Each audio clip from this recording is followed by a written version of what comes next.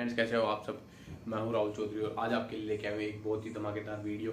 इस वीडियो के अंदर मैं बताने वाला हूं सुपर पावर्स के बारे में, जो पूरी दुनिया की जितनी भी सुपर पावर्स है मॉडर्न हिस्ट्री में, उन सब के बारे में बताने वाला हूं 18th सेंचुरी से लेके अभी प्रेजेंट डे तक। ठीक है, जितनी भी सुपर पावर्स हुई है। अब स्टार्टिंग में बात कर लेते हैं सुपर पावर के बारे में। तो आप सबको पता है, जब तक यहाँ पे इंडिया के अंदर ब्रिटिश रूल आया था, ब्रिटिश रूल आने के बाद तक भी इंडिया क्या था, दुनिया का सबसे रिचेस्ट कंट्री था, पर सुपर पावर नहीं था, क्योंकि इंडिया वर्ल्ड में डोमिनेट करता था बिजनेस के रूप में। ठीक है, इंडिया का जो बिजनेस था वो सबसे ज़्यादा था, पर इंडिया रूल किसी भी कंट्री पे नहीं करता था डायरेक्टली। इंडिया रूल करता था खुद की टेरिटरीज में और इंडिया की जो ज़्यादातर जो टेरिटरी थी, जो जगह थी, रीजन्स थे, वो सारे के सारे बटे हुए थे। वो भी अलग अलग किंगडम्स में, छोटे छोटे किंगडम्स के अंदर इंडिया बटा हुआ था। इसलिए इंडिया क्या है, सुपर पावर नहीं था उस टाइम पे, पर सुपर पावर था इंडिया इकोनॉमिकली दुनिया में सबसे रिच कंट्री था, सबसे ज़्यादा डेवलप्ड कंट्री था 17th सेंचुरी से या अंग्रेजों से आने से पहले तक।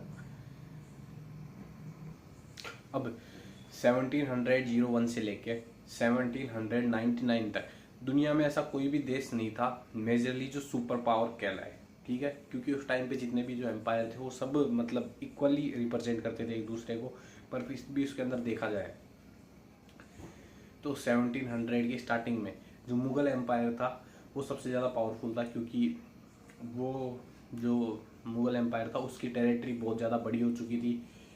क्योंकि औरंगजेब के टाइम पे जो मुगल थे वो इंडिया को कश्मीर से लेके और लास्ट नीचे तमिलनाडु तक रूल करते थे, और फिर वहाँ पे अफगानिस्तान से लेके और बांग्लादेश का पूरा रीजन कवर करके थोड़ा बहुत बर्मा तक, और फिर ये इकोनॉमिकली बहुत ज़्यादा पावरफुल था, इसलिए उसको हम सुपर पावर मान सकते हैं। पर थी नहीं सुपर पावर, क्योंकि और उस टाइम पे और भी अलग अलग जो एम्पायर थे वो इमर्ज हो रहे थे। ठीक है, बढ़ रहे थे बहुत तेज़ी से, जैसे स्पेनिश एम्पायर, ब्रिटिश एम्पायर, और इसके अलावा बहुत सारे एम्पायर्स थे यूरोप के अंदर जो अलग अलग देशों में जाके कॉलोनियाँ बनाना स्टार्ट कर दिया था। ठीक है, अब नेक्स्ट बात करते हैं 1801 से लेकर 1810 तक। इस टाइम पे भी पूरी दुनिया में कोई भी सुपर पावर नहीं थी सबसे ज़्यादा, पर जो पावरफुल थे वो थे स्पेनिश एम्पायर और पुर्तगाली एम्पायर। दोनों मतलब एक साथ मिलके काम करते थे, एक ही जगह के थे, दोनों पड़ोसी देश थे, पर दोनों काम एक साथ करते थे ज़्यादातर टाइम। नेक्स्ट बात करें तो 1810 से लेके 1815 तक जो सुपर पावर थी वो थी नेपोलिक फ्रांस। नेपोलियन के अंडर में जो फ्रांस था वो 5 सालों तक पूरी दुनिया में उसने डोमिनेट किया है पूरी दुनिया को।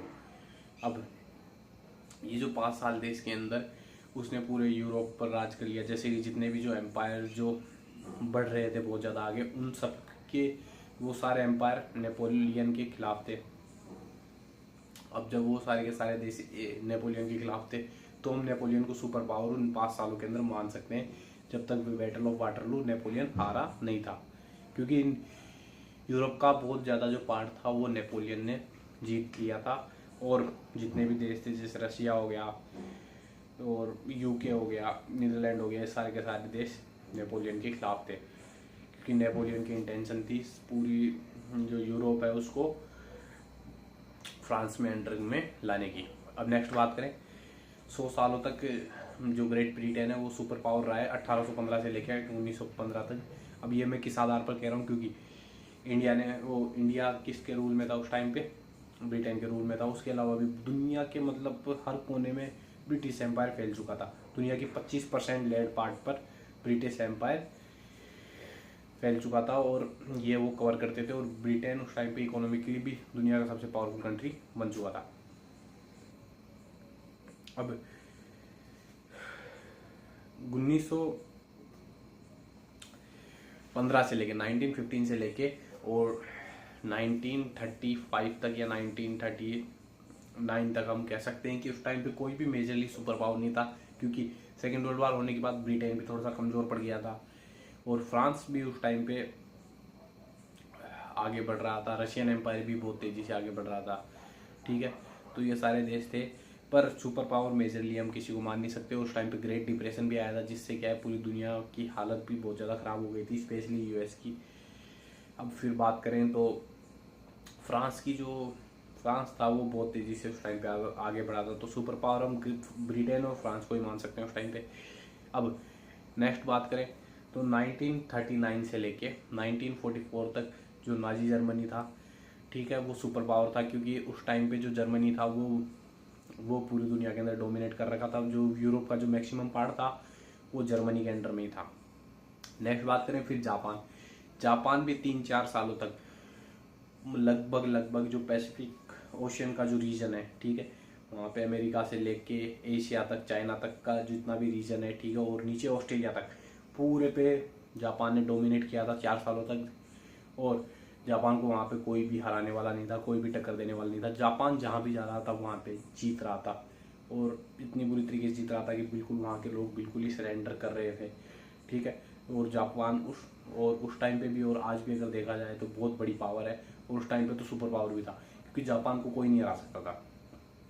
नेक्स्ट है फिर 1945 से लेके 1991 तक 2 सुपर पावर इमर्ज हुई सेकेंड वर्ल्ड वार के बाद, जब सेकेंड वर्ल्ड वार कैसे जैसे करके इन्होंने जापान को हरा दिया। अगर जापान को ही हरा नहीं पाते तो जापान ही सुपर पावर होता, पूरी दुनिया के ऊपर वो ही डोमिनेट करता। और अब 1945 से लेकर 1991 तक 2 देश थे जो बहुत तेज़ी से इमर्ज हुए, वो है यूएसएसआर यानी रशिया, ठीक है, यूनियन सोलिस्टिक सोवियत रिपब्लिक, ठीक है, सोवियत रूस, ठीक है, एक तो ये, और नेक्स्ट है यूएसए। ये दोनों देश पूरी दुनिया को इन्होंने डोमिनेट किया। एक तो उदारवाद की तरफ थे, ठीक है, लिबरलाइजेशन की तरफ थे, और एक थे कम्युनिज्म की तरफ, कम्युनिस्ट थे, ठीक है।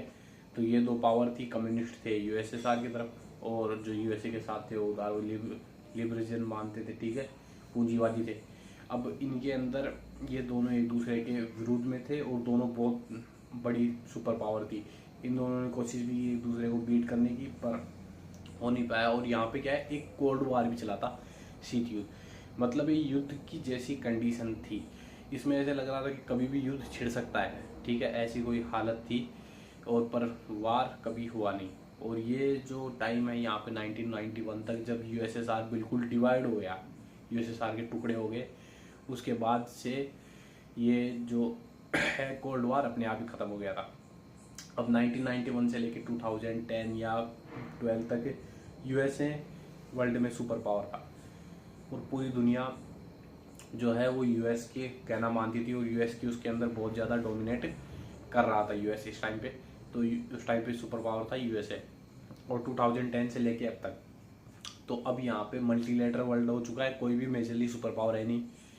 हाँ, पर यूएसए भी सबसे ज़्यादा पावरफुल है। उसके अलावा यूएसए के अलावा चाइना हो गया, रशिया हो गया, ठीक है, फ्रांस हो गया, ब्रिटेन हो गया, जापान हो गया, ये भी क्या है एक बहुत बड़ी पावर है। और बहुत सारे ऐसे भी देश है डेवलपिंग जो क्या है बहुत जल्दी इमर्ज हो रहे हैं। तो ये मैंने आपको बता दिया सुपर पावर्स के बारे में, वर्ल्ड की कौन कौन सी सुपर पावर्स है। अगर आपको वीडियो अच्छा लगा तो वीडियो लाइक कर देना, चैनल को सब्सक्राइब कर देना, और वीडियो को शेयर भी कर देना।